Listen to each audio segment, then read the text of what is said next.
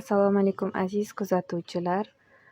Qishni g'amini yozda ye deganlar edi. Mana bugun tok barglarimizni qish uchun saqlab qo'ymoqchiman.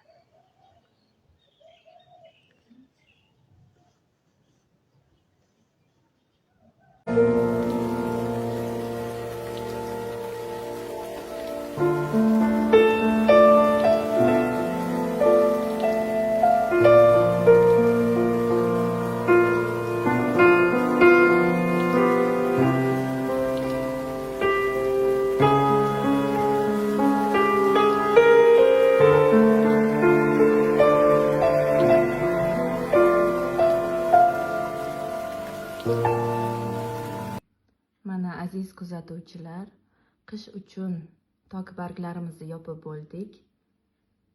Bu esa 2-3 kun avval yopilgan tok barglarimiz. Qo'ldan kelguncha video olishga harakat qildim. Bizni kuzatishda davom eting.